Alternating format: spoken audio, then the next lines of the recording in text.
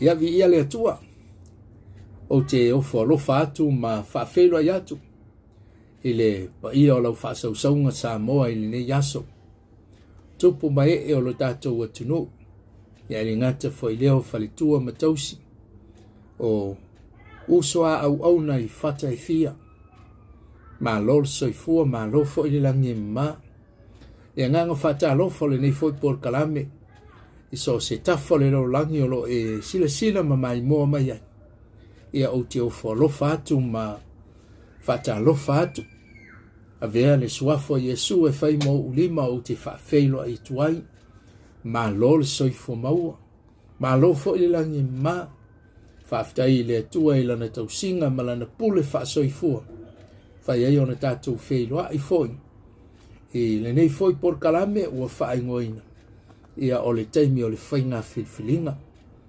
o fea le mea o lo e maua mai ai ma e sila mai mua mai ai o lau titalo i le atua o ani mawhatianga o le olanga le nei o lo tātou ui ai anga lofa le atua ma pai atu i autou tautonga ti ngā whapena o na whatulai i tātou o whatino o tātou tiu te na wala uina i tātou e le tua e le Taimi o mai ai ma ima me ti ngā o le olanga le nei wa mata o na sui langona wa sui manatu wa sui foi i ale tātou vai a o se whamalosi ale nei por kalame a o iati oe o iati a ule mana vaola o lo iai ia i tātou fuafuanga le tua manatu i le maua lunga o le alofo le tua ai maise o lana whaamalolonga tali tonu ma whaatua i lona suafa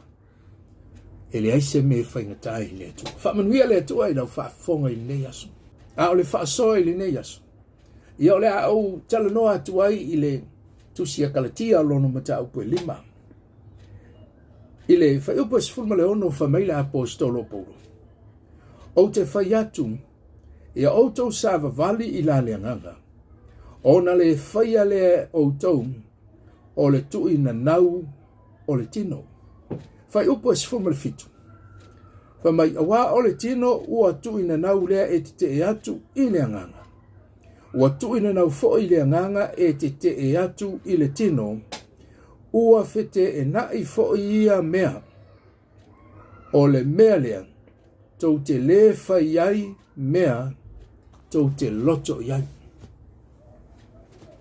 o le talanoanga le ala apostolo Paulo i a Kalatia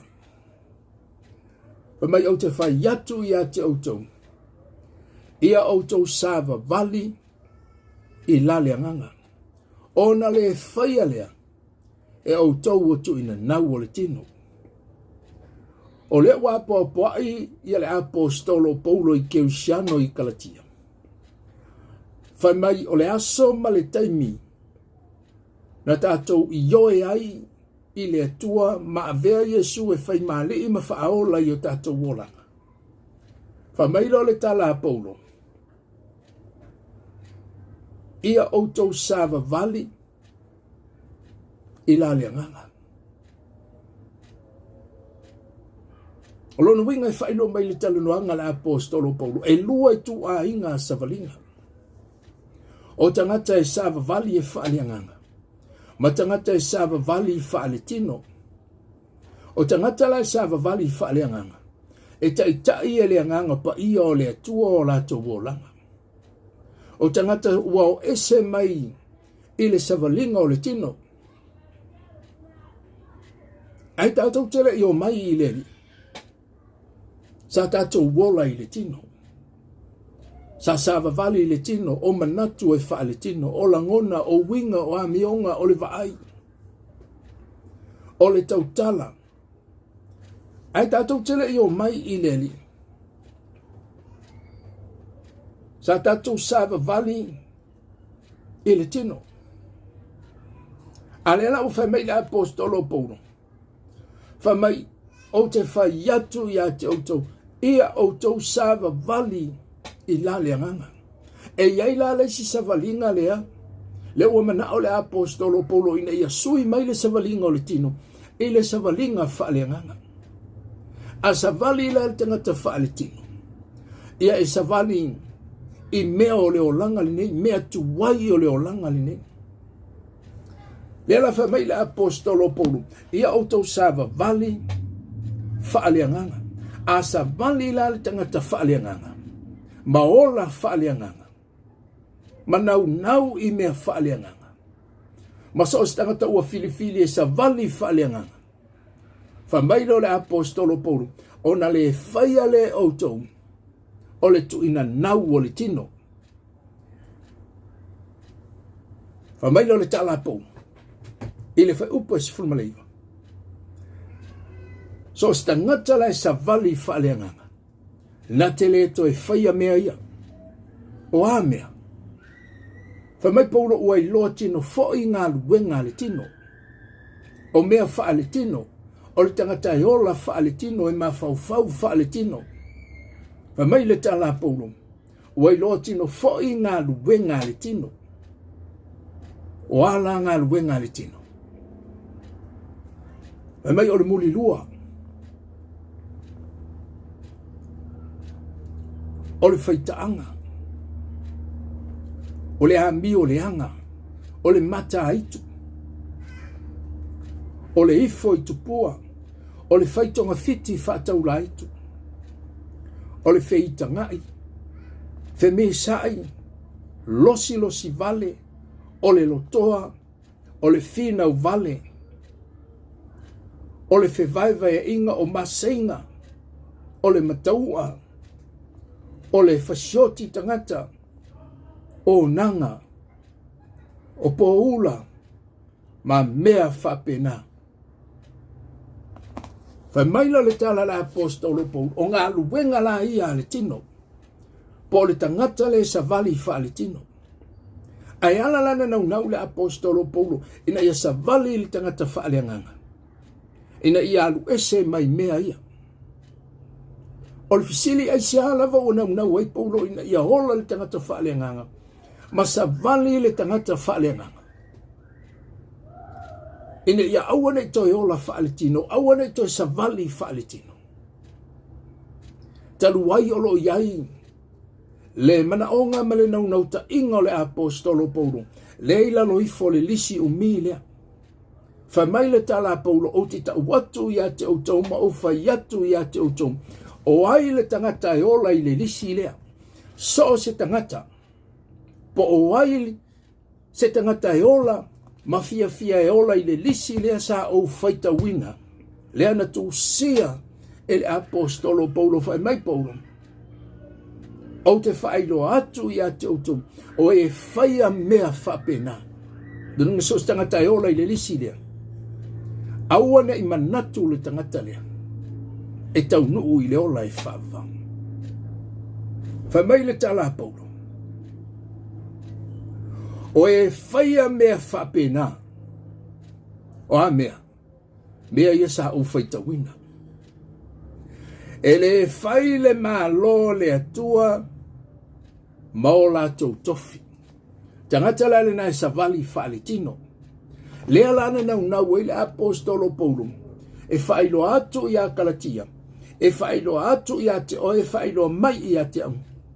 Ina ia tātou sava vali whaaleanganga.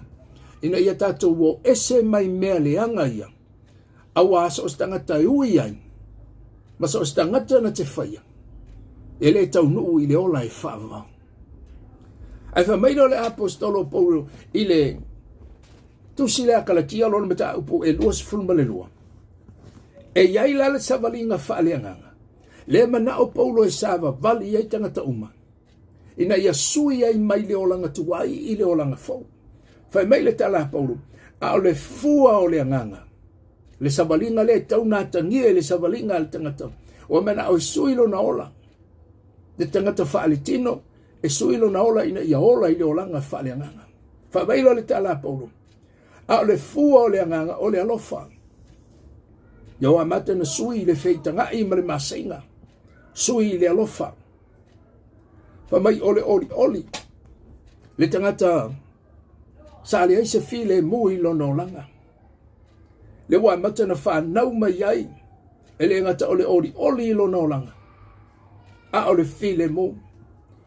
Ole tangata e ola ile onu sai. Ai le ngata ile ole mata alofa. Ole anga lelei. Ole wha maoni. Ole anga malu. Malele ngā o ia. Ole savalinga le na mana ole apostolo po. Le mana ole apostolo po. Ina ia ola ai le tangata. Le tangata ua Filifili e sa vali whaaleanganga. Ai la loi fafo i o le whaamtalanga le ana apostolo po. Fa mailo le tala po. O ai le tangata e ola i mea lele i ma sa vali le savalinga lea. Fa maile tala po lo i le whaatu la fonoina.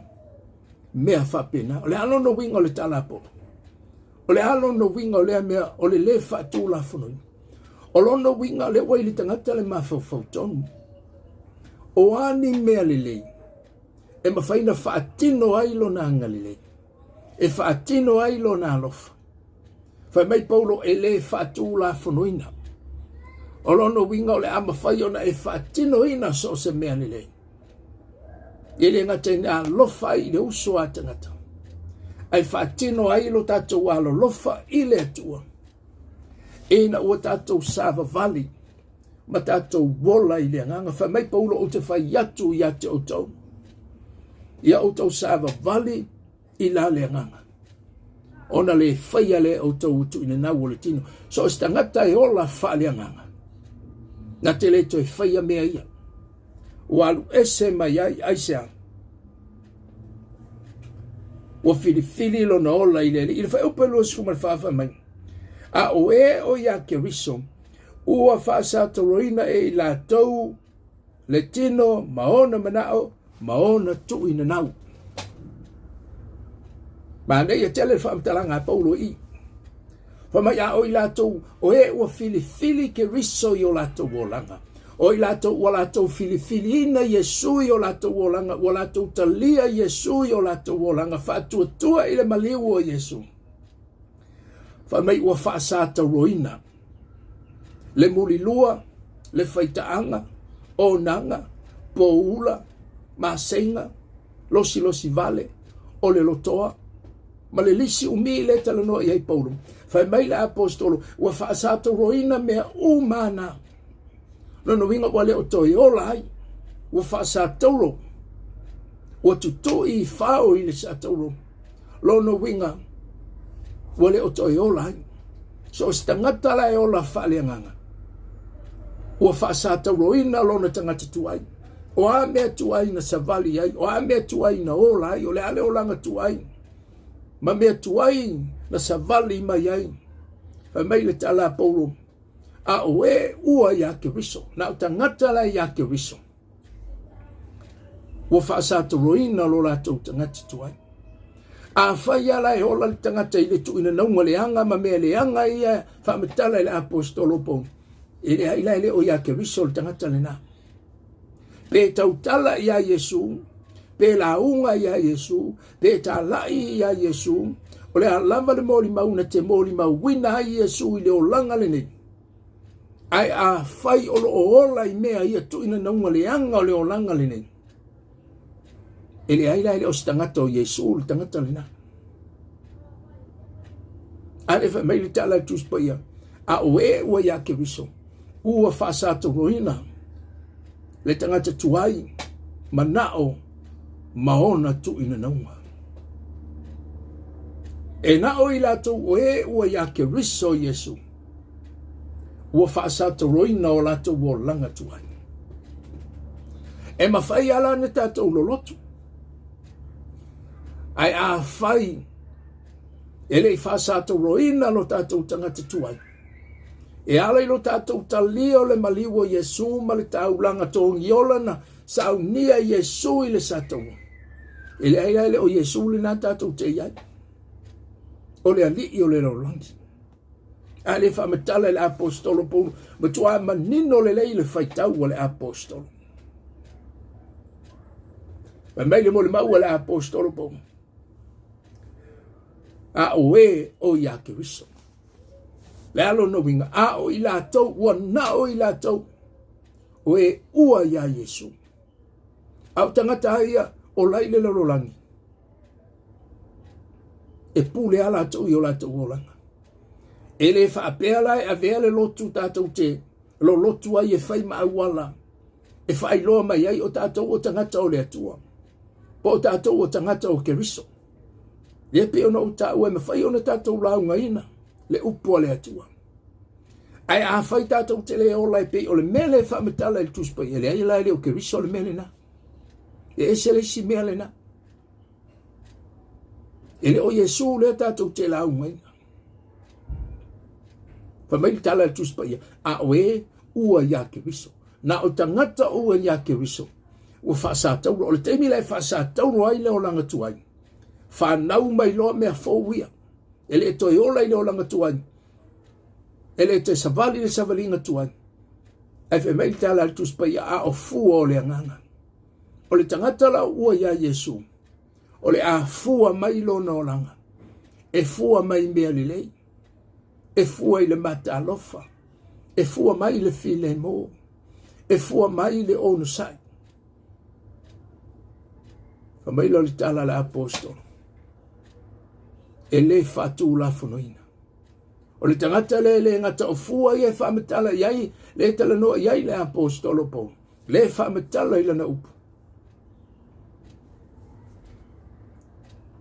E le ngata o le a fua mai fua ia, le whamatala le upu o le atua. A o le tele o ni mea li lei. O le a tangia i le savalinga le tangata lea. E whaalea nganga lono langa i lele. Dau whaafonga i lene yasu. O le a lau savalinga. O loo i ate oe le tali. O le a foi lau savalinga. O loo i ate au le tali. A tātou filifili le manuia ma le ola e whaavava. Ola whaalea nganga i lele. Whaasa tauro leo langa tuai. Ino i leo langa tuai. Ai se a whai mai paulo o e whaia mea whaapena. E leo li langi. Ma leo lai whaavavau lo la tūtau unga. Se oli lo la tūtau unga. E tasia le awala tātou te ui ai. Ma Yesu o hau nei o le awala. E leo se lotu o se awala. E leo le oa ma le tamau a inga. Le awala i ola e whaavavau.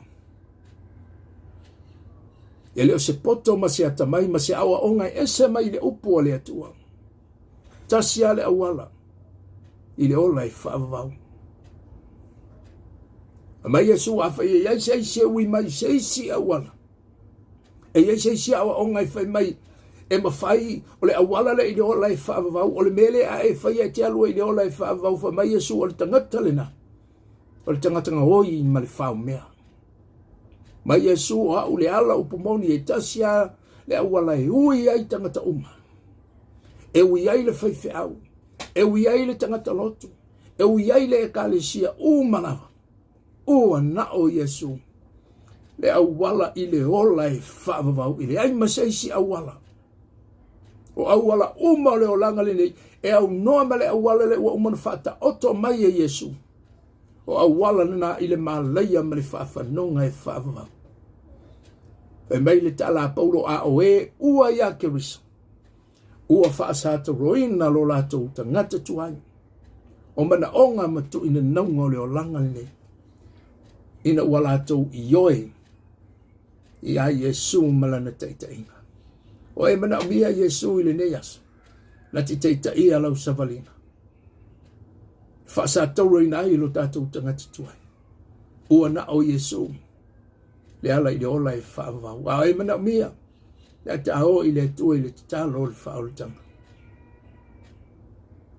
Ko tele tangata e fisili mai. Ai se a mea leina whai le talo le whaolitanga.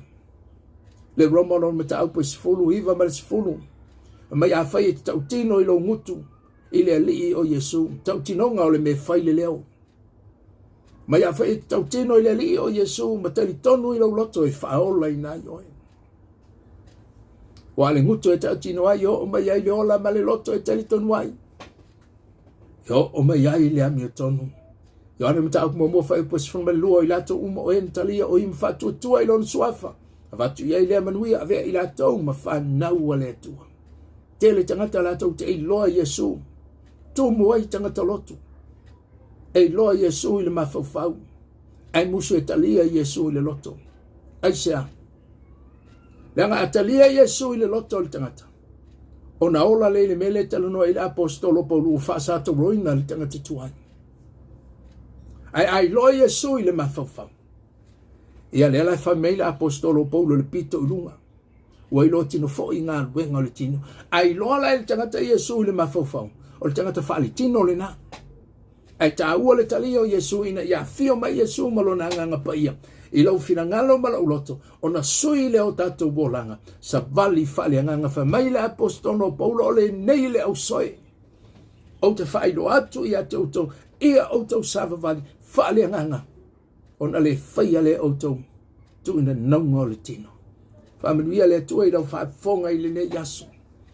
Nā tā oi le titalo le whaurutanga whaafta Yesu au whalongo i lau upu i le ne yaso. O iloa o a ua le tangata angasala. Ta tala i nātu lau loto i a te oi e te awhio mai ai. Mai e awhio tu mawai. Whaia se loto fau moa. Whaafta Yesu au talia oi whai mali i ma whaola i lo bolanga. Whaafta Yesu e ta tala le langi ma le ola e whaavavau moa. Amene. Ta maa o lau te talo i ne yaso.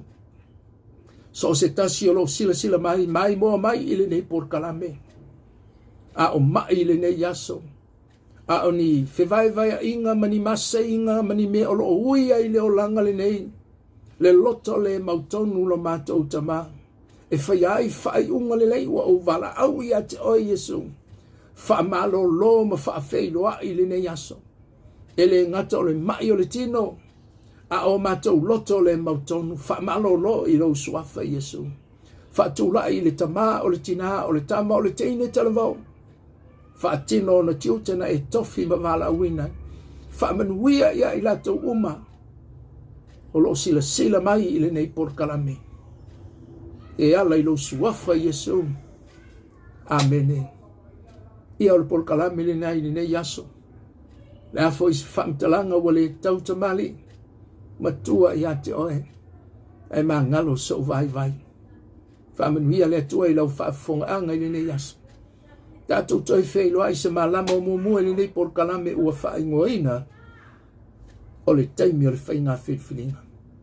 Manu te leina lau whaasausaunga ona o Yesu. Amene.